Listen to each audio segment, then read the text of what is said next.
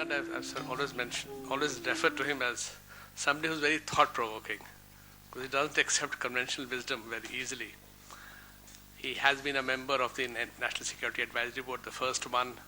He's also advised the Finance Commission, advised the government at the top level at different times, written a number of very good books, the last one of which was Why India is Not a Great Power Yet. The emphasis is on the word yet, and where he strongly argues for the need for hard power, why hard power is so important, and why, if you do things better with the same amount of resources, you probably can achieve high power status. So I'll not take more time, but before he starts off, my request to everybody is kindly put your phones on silent mode. If you have difficulty with silent mode, flight mode is a better option. But we hate music interrupting us in between. Bharat, over to you.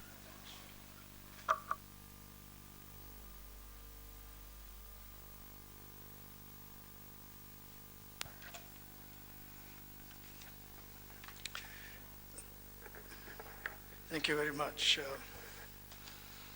I'm glad to see such a large attendance, or relatively large attendance. Given the topic, I think, and the emphasis is more on Realpolitik, realism in Indian foreign policy rather than Nehru.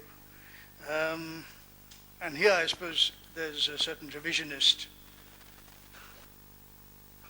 thinking that is inherent in the subject. The revisionism being that Nehru is generally associated with pursuit of ideals of the kind that he, in a sense, talked about incessantly. Goodwill, Indian traditions of non-violence, and so on and so forth. And what I discovered, to my consternation really, when I was researching the book, part of it in this library downstairs, many years ago, and the book was Nuclear Weapons in Indian Security, that in fact Nehru was amongst the prime practitioners, very successful, of Realpolitik. Now, Realpolitik is not generally understood by many people. So let me start by just explaining what the concept is before I get on to Nehru's foreign policy. If many of you perhaps who have studied European history are aware of the revolutions of 1848, there were revolutions all over Europe that in a sense obtained a liberal order. We had revolutions in Netherlands that got rid of the absolute monarchy there, the Austro-Hungarian Empire, which and the revolution there ended serfdom. This was all in 1848. In Denmark, similarly, there were really very tectonic consequences. Now, Realpolitik, the concept of Realpolitik, which really combines ruthlessness with realism, was conceived by a journalist, actually, who later became a member of the Bundestag, Ludwig von Roschau. Now, what he essentially talked about was, and it arose from the frustration with the revolutions of 1848, the liberal revolutions of 1848. And the point there was that he said, and by the way, this was a middle class frustration with the idealism of 1848, in the sense that the middle class felt that the ideals were not realized, and that something more realistic had to be put in place by way of policies, foreign policies, military policies, to realize concrete ends. And so Roschau, and mind you, this is in 1853, he conceived of Realpolitik. I just told you that it combines ruthlessness with realism. And he said it is meant to attain concrete ends, not realization of ideals. Ideals, ipso facto, cannot be realized. But ends, once you describe them, can be. And that's the point he made, that attainment of ends is what we must seek, rather than trying to realize ideals which are really impossible to realize. And he also said, and this is all has to be borne in mind, if you'll please bear it in mind when we come to Nehru. He also said that Realpolitik is the enemy, quote, enemy of all self-delusion. He wrote this in 1853. Now, the one military insight he had, and which he propagated, the principle, he said, look, what he says he heard from the German General Staff, and if you recall, the German General Staff was perhaps the greatest invention in modern history, with Ferdinand the Great, Frederick the Great, bringing in the General Staff notions into the military, the planning, the operations, and so on, in the military. And he said that the German military at the time, that's again around the 1850s, he said was not capable of offensive war. And he said because the German military was not capable of offensive war, sustaining offensive operations, that therefore any war that Germany would have to fight would have to be on German ground. When you don't have offensive capability, any war you fight necessarily would be on your homeland. And this is what he said we cannot afford. In other words, he said we have to have an offensive military. Now, in 1861, this was 1853, von Rochow actually died in 1873, by when much of the Realpolitik policy, the concept of Realpolitik that he espoused, was actually implemented by Otto von Bismarck, the great Prussian chancellor who united 39 duchies and principalities and princely kingdoms and so on in Central Europe, the Germanic kingdoms, into Germany, led by Prussia, which had the strongest army. And so you have a situation wherein von Bismarck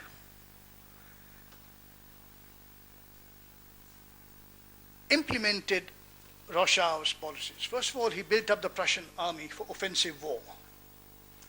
Having built that army up for offensive operations, he then waged the first of his 3 consecutive wars. What was his aim? When you have a Realpolitik policy, you first have to have an objective, a concrete objective. In Bismarck's vision for Germany, it was to make Germany the pivotal power in continental Europe. Pivotal power, the decisive power. Now, so in 1862, he joined, in 1864, sorry, in 1862, just to go back a bit, in his very famous first speech, after implementing von Rochow's instrumentalities to pursue Realpolitik, he talked very famously. He said, all the great questions of our time will not be answered by speeches and by high ideals, but by blood and iron. That's a very famous statement of the Prussian intent, the Germanic intent, to force its will on Europe. So, pursuing that, by 1864, he initiated the first war with Austria against Denmark to separate the province of Schleswig-Holstein from Denmark. So between Austria and Germany, they divided up Schleswig-Holstein, the Schleswig part of it going to Germany, the Holstein part going to Austria. 2 few years later, Bismarck turns around and initiates, or rather has Austria initiate a war with him. Having provoked Austria enough, Austria starts a war, which Germany comes in, beats them up, and takes Holstein as well. Right? His idea was to have Schleswig-Holstein, both regions. Now he gets the Holstein, part of the Schleswig-Holstein, to now have the entire area he coveted. 4 years later, now this is the greater Germany he has in mind to sculpt, mind you. And he's very clear what he wants. By 1870, 1871, there's the Franco-Prussian War, the war against France. This time, Bismarck detaches Alsace-Lorraine from France and incorporates it, annexes Alsace-Lorraine to become part of Greater Germany. So, look at what he has done. By now, France, which is the only putative rival to Germany, is neutered. Austria-Hungary is finished.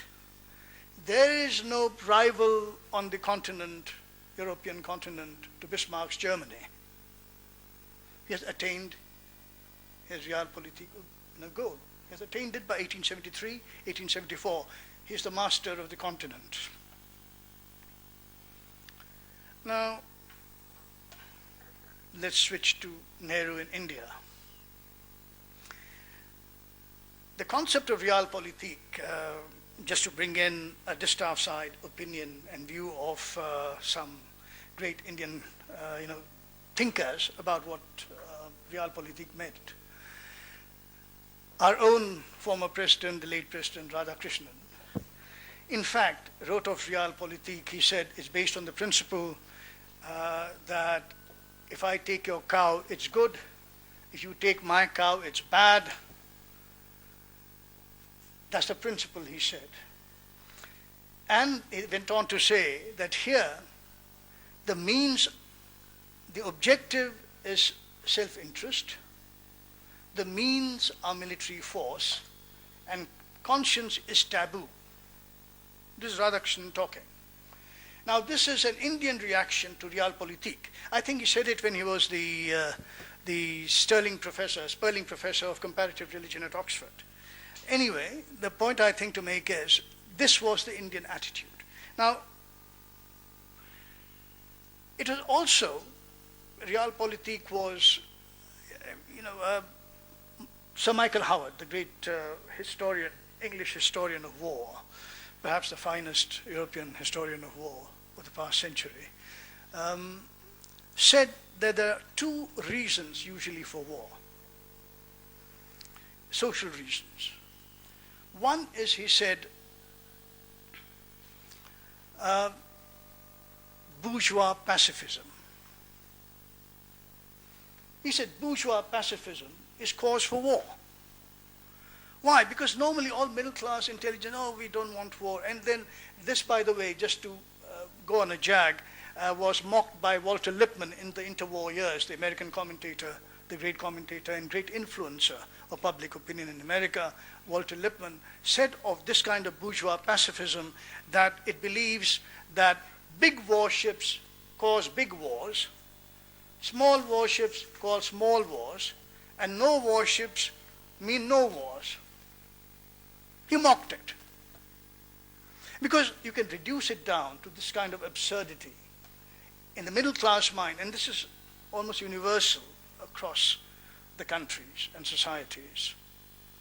So, if bourgeois pacifism is one cause for war, as Michael Howard saw it, the other, he said, is militarized nationalism. Militarized nationalism. Now, Nehru, for all his ills, was not a militarist. So, he was not for militarized nationalism. Equally, he was not going to be falling for the kind of bourgeois pacifism that could lead precisely to making the country vulnerable. And here, let me just read the remarkable thing and how clear he was all the while, and our historians never picked it up. And this is what I mean by, in some sense, being ideologically blinkered or otherwise unmindful of facts. Because he used to be very clear in also expostulating what his policies would be, what the drivers were for his policies, and so on. So let me, because it's important, and he said this in the Constituent Assembly in 1948, let me just read it out. It's just one sentence.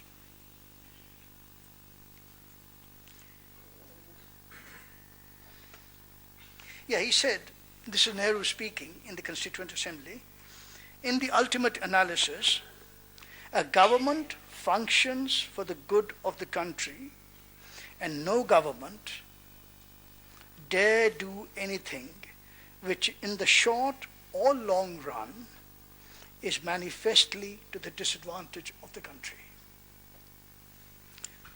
Which is about as clear a realpolitik principle as can be stated for modern times. Not in the short term, not in the long term, not any disadvantage that can accrue to the country. This is the essence of Realpolitik. Now, let me say, I started out when I was researching my book as a skeptic of Nehru's.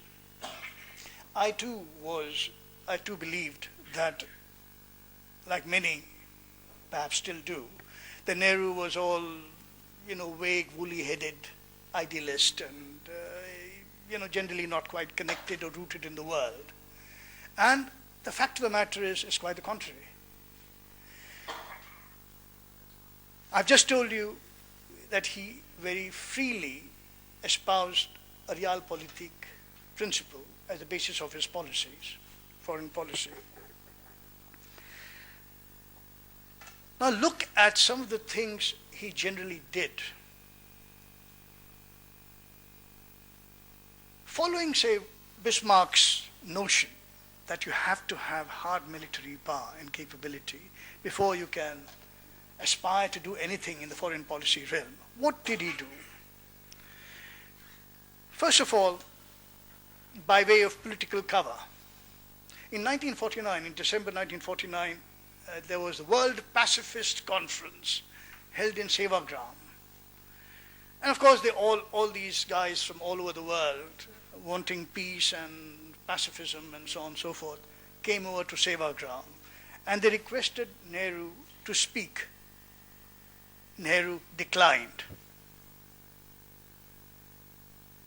Nehru declined to even address, forget addressing. He didn't even send a note as something for the World Pacifist Congress to mull over.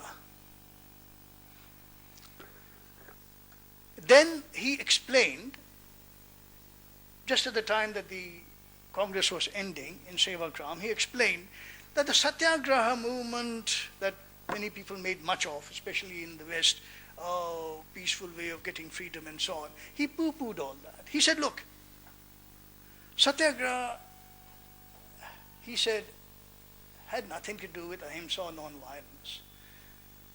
He explained that it was an expedient policy, a convenient, expedient policy, because, he said, the Indians didn't have the means to fight the British.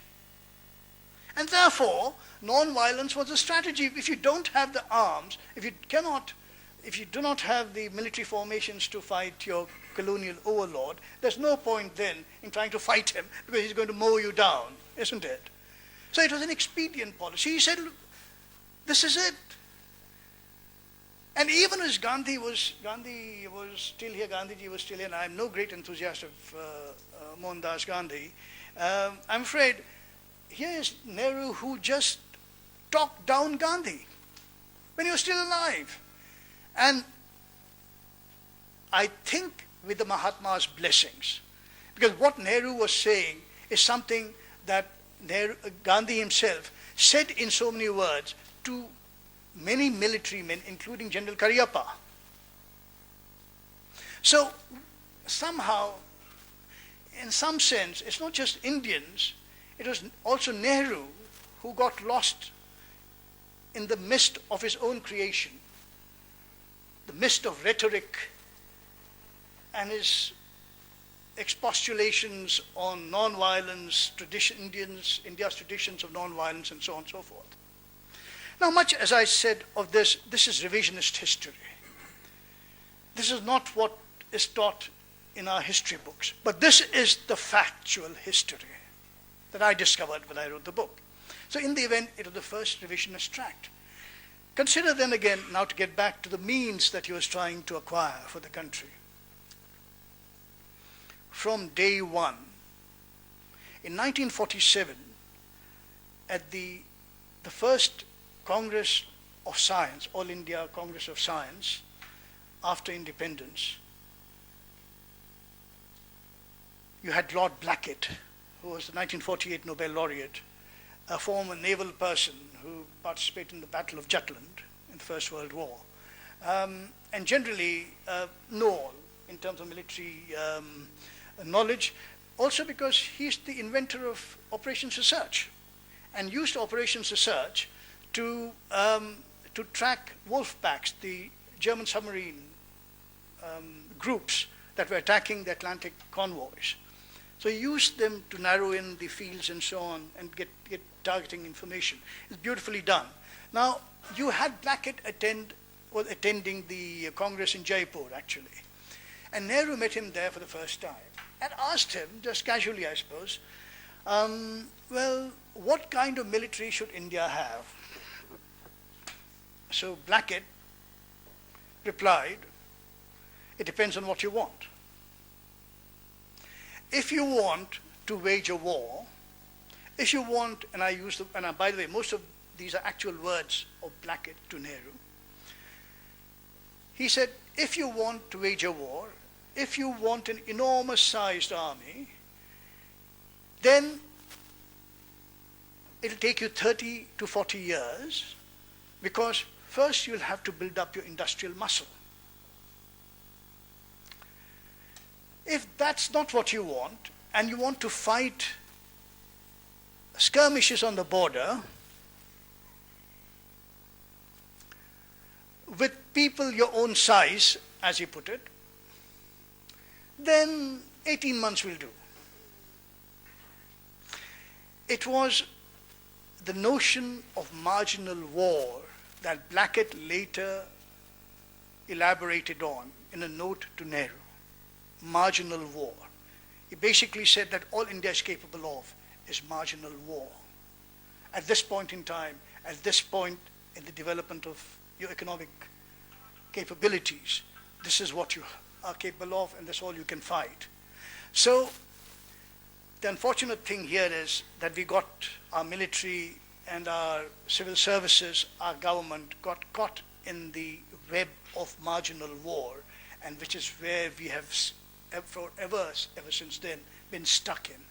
In other words, we don't have the capabilities for distant operations, the sort of thing that I've been advocating for almost 30 years, and which is why India's international impact is virtually zero.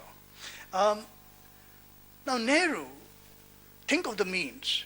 He then said in a note to Baldev Singh in 1948, he first talked about an atom bomb. He had broached it to Blackett. Blackett had said yes. In 1946, in Note 16, very famous Note 16 by Auchinleck, Commander-in-Chief India, Field Marshal Claude Auchinleck, talked about an Indian army. There was still the unified Indian army. There was no partition yet, 1946, as a very great force, that would be the very central pillar for a security architecture, he said, stretching from New Zealand to the Maghreb. From New Zealand to the Maghreb, the Indian army. The central pillar of this architecture. Now, it was fleshed out, the entire idea was fleshed out by Sir Francis Tucker, the GOC, General Officer Commanding 4th Indian Division in the 8th Army, Montgomery's 8th Army, in again the Maghreb. He came back as the last British commander, GOC in Sea, Eastern Command. And during the war, he used to write pieces for the USI Journal, published here. When the war started, before the war he wrote under his own name, after the war he wrote under his own name, but during the war, because the war was on and he was commanding a division, he wrote under a nom de plume called Auspex. So if you go to the USI journals, you'll find his name as Auspex, by Auspex. So he wrote then of an Icarian India. It's the fleshing out of the Auchinleck notion of the great Indian army, the great Indian military. He talked about Icarian India. Icarus, as the Greek legend goes, is a person who aspired to reach the heavens and so stuck on some wings, flew near the sun, and he had glued them on or something. The glue melted and fell down to earth. It is basically a notion of human conceit and so on.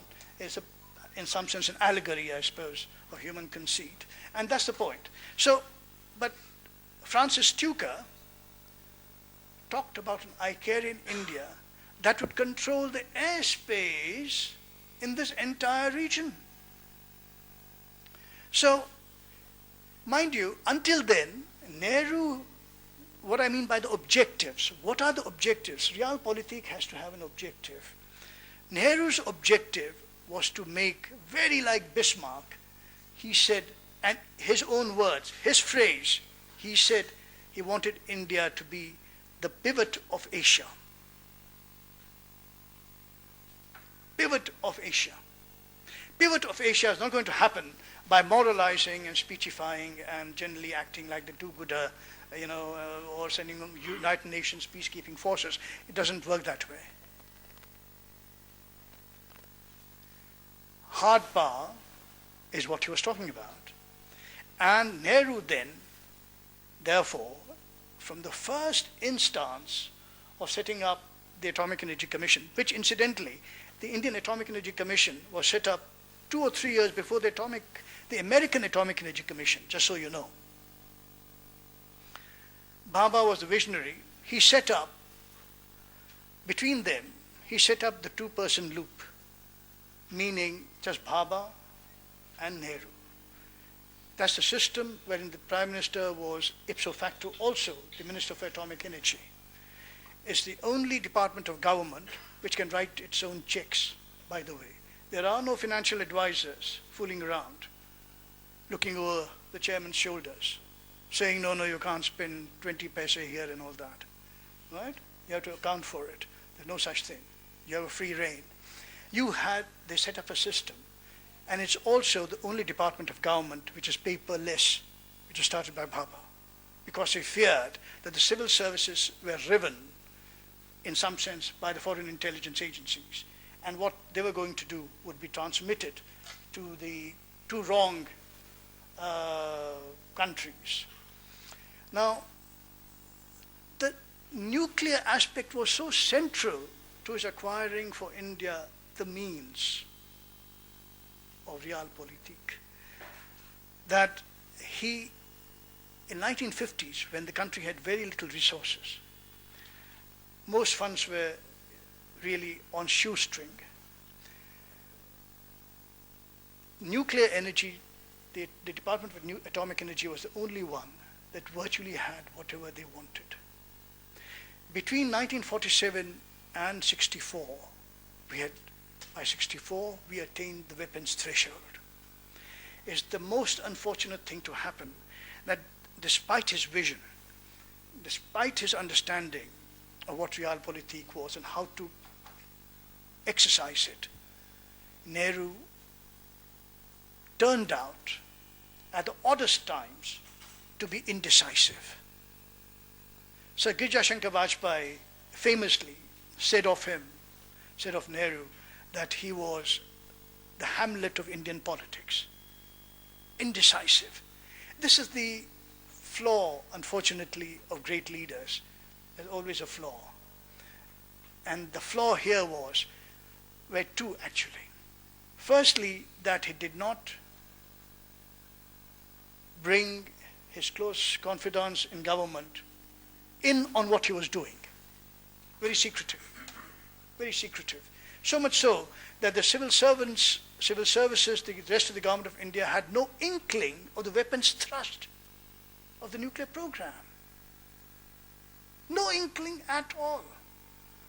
Until Nehru died in 64, and Shastri, who was completely a novice, had no strategic notions of anything. He just come from the cow belt, had no great insights into world affairs, and certainly, I'm sure, had not heard of von Rothschild, and was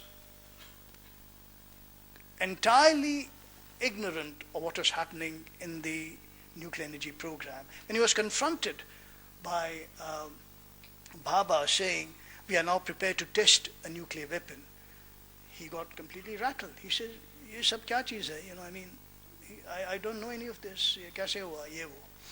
In other words, he simply disbelieved what he was being told. And what happened was that because he disbelieved, because there was no one else in government, and there was no bureaucratic support for the weapons thrust, it then, in a sense, got into a state of petrified animation, virtually frozen, right? And that's what we suffered. Had we tested when we had the capability first with the plutonium reprocessing unit, which went on stream in February, March of 1964, 6 months before the Chinese tested the first device on October 16, 1964. Imagine how differently the world and India would have turned out. The point to make is it was Nehru, centrally, who was responsible for putting India in that position of having that capability. The other thing, before I get on to actual very quickly, and I see the time running out on me, he also understood, and this is remarkable, for a man who was supposedly peace snake and all this stuff, the general perception of Nehru, he understood technology, military technology.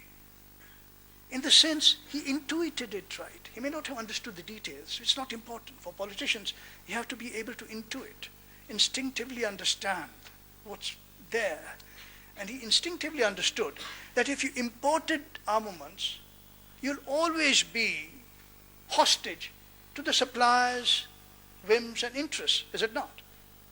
So what did he do? In 1955,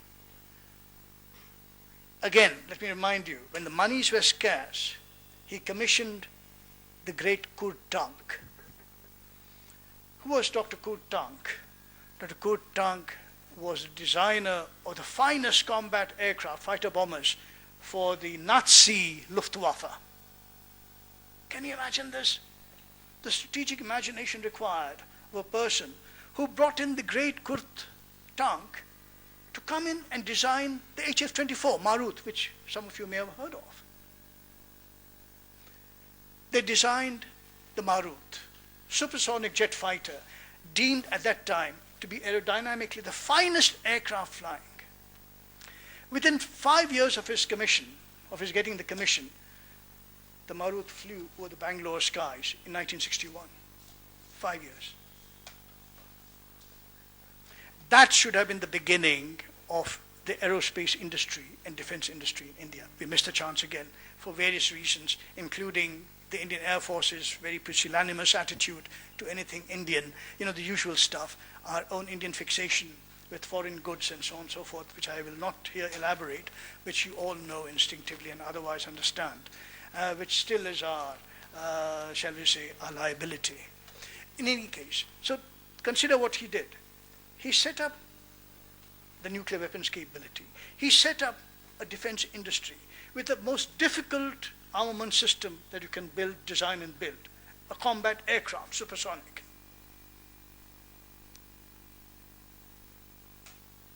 Now, I leave you to then see what has happened since.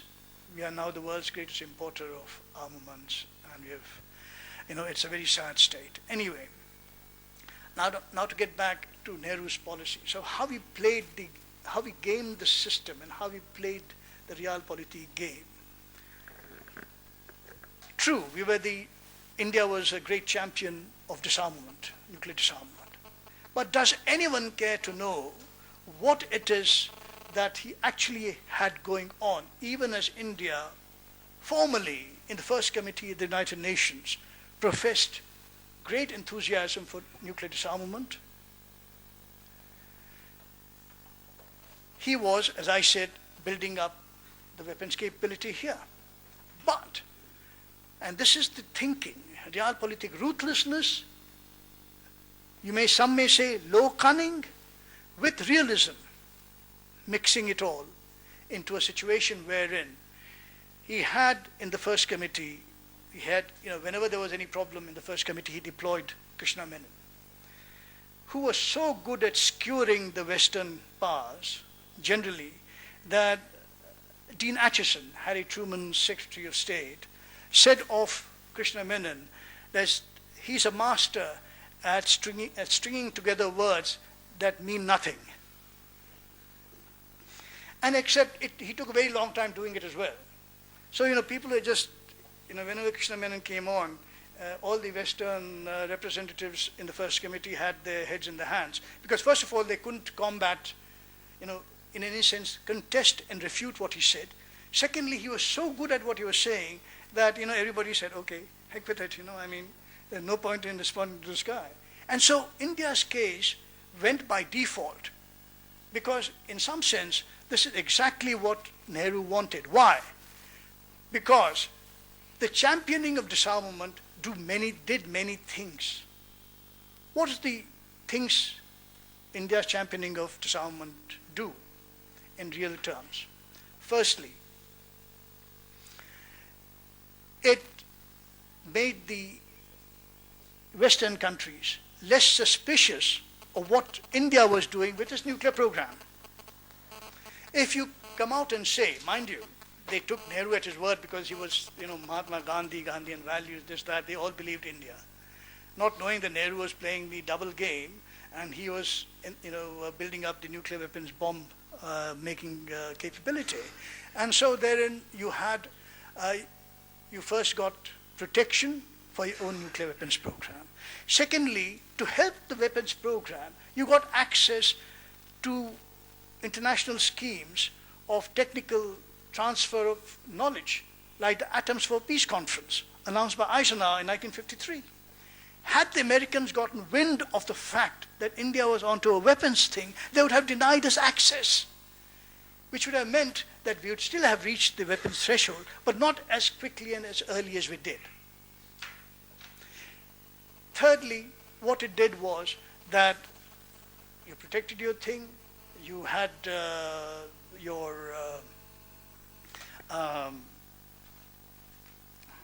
one more thing that I forget, but there were 3 or 4 such policy ends that were met by India's disarmament championing, championing of the disarmament cause.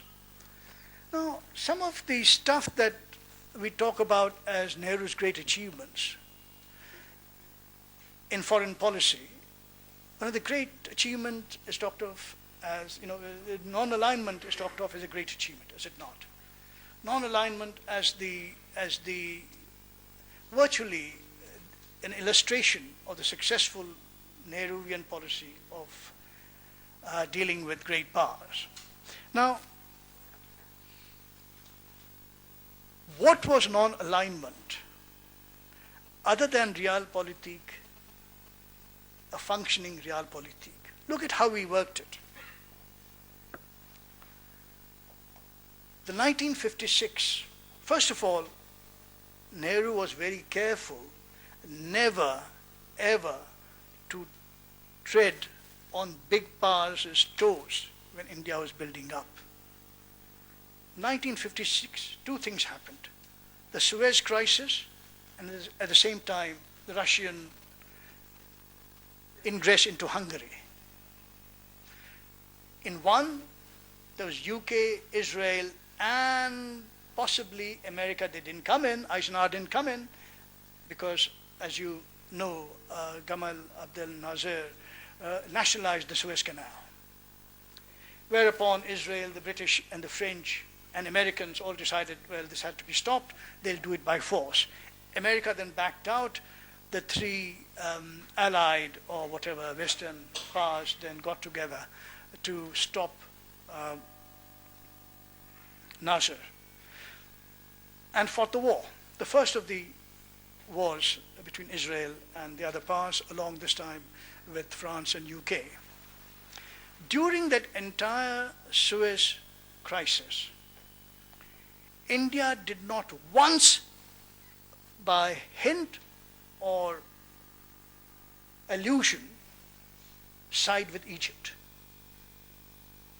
One of the founders, along with India, of the non-aligned movement. He merely dissembled. During the entire time, all Nehru did was dissemble. Talk round the stuff, and this, that, and the other. Never supported Egypt. But he gave Nasser very good advice on the side, not publicly. He told Nasser, whatever you do, do not take the dispute to the United Nations Security Council because of Kashmir. He had made the mistake. He told Nasser, do whatever you have to. Don't take it to the United Nations Security Council.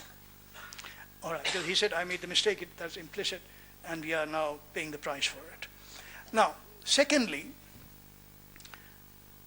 Hungary, the Hungarian crisis. The Russians come in. The other great power comes into Hungary, which was trying to transform itself into a more democratic system. Russians wanted to preempt it. They sent in their tanks into Budapest. What was Nehru to do? Now, Nehru, by that time, in 1956, had set up a wonderful system of competitive assistance from both Russians and the Americans. Right? Both had a stake in investing in India. One building Bhilai, then the other will come with Durgapur or something like that. So we are benefiting all round. While we are sitting pretty. Beautifully done. Beautifully done. Now, what was his aim then? So as far as the Hungarian crisis was concerned, he did nothing. He said nothing, despite being prodded and prompted by London, by Washington. He said nothing. Just as he had said nothing publicly and formally when Egypt was being invaded. A founder member of the non-aligned movement was being invaded and being belabored by the Western powers. This brings me to what von Roschau had said about Realpolitik. Realpolitik, he said, has no morality. Realpolitik, he said, there might be an ethical basis for behavior, human behavior. And I'm now paraphrasing von Roschau. He said, but nation states are not people. People and persons can be moral and ethical in their behavior. Nation states, he said, cannot afford to be ethical and moral and this, that, and the other. This is the great problem, unfortunately, we never understood, which Nehru practiced to the core, but which, unfortunately, our policy circles never cottoned on to. So we painted ourselves, and have ever since painted ourselves into the corner by assuming very moral postures that end up biting us in our backside.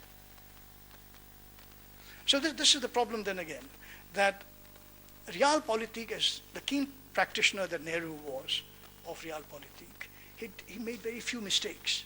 Now, of course, look, by the time he had, the first time Nehru's balloon was pricked was 1958, when there were the first intimations of the Chinese building the Karakoram highway through Aksai Chin, and the issue came up in Parliament. And unfortunately, he was not able to defend it. And he was not able, therefore, because his military, he didn't have the means really, to be very fair, if you look at what India's economic position then was, that we could not at the same time invest in the nuclear program as he had invested in all the years, and also have a very large military, capable military. So in some sense, he ignored the military, but tried to build up the decisive weapon, which had we gone ahead, and he died in May 1964, had he okayed, approved the testing before he died, as I said again, it was a climacteric event. It would have been a very, very different world. India would have been a very different country. India would have been, at the very least, in the Security Council and NST and everything else, because the Non-Proliferation Treaty was crafted, as many of you know, expressly to keep India out of the Nuclear Weapons Club. So we would have obviated all those problems that we have since faced. And another 5 minutes? I've actually taken more than your 45 minutes.